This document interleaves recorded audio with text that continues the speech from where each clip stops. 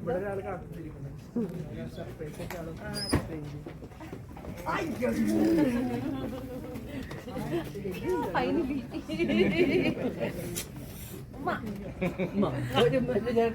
ഞാൻ കൊടുക്കും.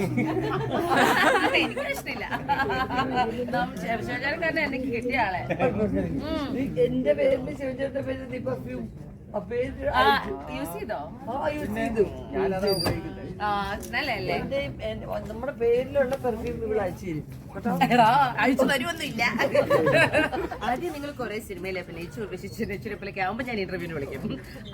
അപ്പൊ ഞാൻ കൊടുക്കും. എന്റെ കൂടെ ഈന്റെ പടത്തെ അഭിനയിപ്പിച്ച കൊടുക്കും. അപ്പൊ എല്ലാ ചേച്ചിയോട് അഭിനയിക്കണം. എന്റെ കൂടെ ഓരോ പടത്തിലും കൊടുക്കും. പെർഫ്യൂമിന് വേണ്ടി ഒരു സീൻ തരാം. ഞാൻ 10 മിനിറ്റ് എന്റെ കൂടെ മറ്റോ പറഞ്ഞു. ഭയങ്കര ക്ഷീണമായിട്ട് അങ്ങോട്ടും ഇങ്ങോട്ടും അവിടുത്തെ ഫംഗ്ഷൻ ഇവിടുത്തെ ഫംഗ്ഷൻ കൊറേ കണ്ടു ഞാൻ. ഫിലിം ഫെയർ രാത്രി പിറ്റേ ദിവസം ഇത് ഞാൻ കണ്ടായിരുന്നു.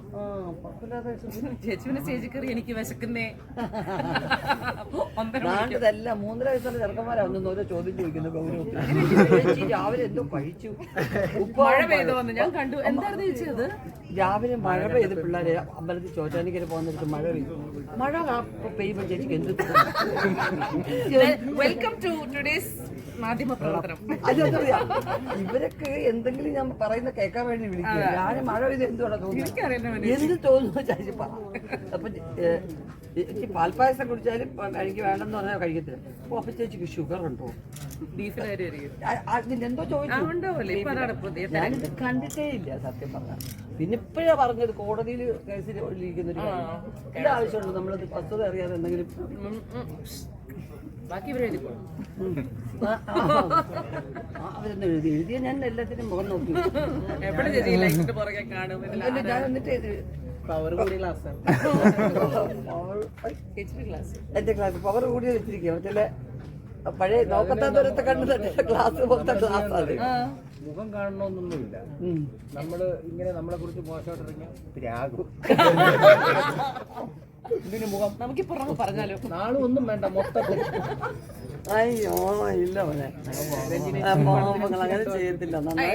എനിക്ക് ഉർവശി ചേച്ചി എന്ന് പറഞ്ഞാൽ ഞാൻ ചേച്ചിയുടെ ഇന്റർവ്യൂ ചെയ്ത ശേഷം we got really close. Okay, കാരണക്കാരൻ ചേട്ടൻ, അതുകൊണ്ട് ഞാൻ ഓട്ടോമാറ്റിക്കലി ക്ലോസ് ആയി. ഞാനിപ്പോ അങ്ങോട്ട് എന്നെ തങ്ങെടുത്ത് വെച്ചു. ഇടയ്ക്ക് ഞാനൊരു ലവ് മെസ്സേജ് അയക്കാറുണ്ട് ചേച്ചിക്ക്. പറഞ്ഞത് എനിക്ക് ഇവിടെ മിയാവെന്ന് പറഞ്ഞു. അതുകൊണ്ട് അങ്ങോട്ട് തിരിച്ച് മിയാവ് അല്ല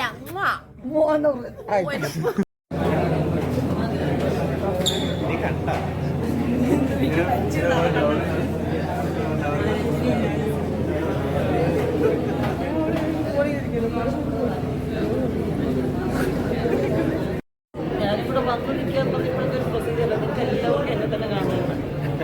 ചേച്ചിയുടെ കൂടെ എങ്ങനെ ഉണ്ടായിരുന്നു? അയ്യോ, ചേച്ചിയുടെ കൂടെ ഞാൻ എൻ്റെ തുടക്കം തന്നെ ചേച്ചിയുടെ കൂടെ ആയിരുന്നു. ഞാൻ ചെറുപ്പത്തിൽ ഞാൻ സിനിമയിൽ വരണമെന്ന് ആഗ്രഹിച്ചപ്പോൾ തന്നെ ചേച്ചിയുടെ ഒരു സിനിമയിൽ നിന്നുകൊണ്ടാണ് ഞാൻ വന്നത്. പക്ഷെ അതിനുശേഷം ഇത്രയും കൊല്ലങ്ങൾക്ക് ശേഷം ചേച്ചിയുടെ ഒപ്പം പ്രോഗ്രാം ചെയ്യാൻ പറ്റിയ സിനിമ. അപ്പോൾ എനിക്കും അത് തന്നെ പറയുന്നത്, നമുക്ക് എല്ലാവർക്കും ആർട്ടിസ്റ്റായിട്ട് ചേച്ചിയെ എപ്പോഴും നമ്മുടെ കൂടെ ഉണ്ട്. ഒരു പ്രൊഡ്യൂസറായിട്ടും കൂടി ചേച്ചിയെ നമ്മളാണ് സപ്പോർട്ട് ചെയ്യുന്നത്.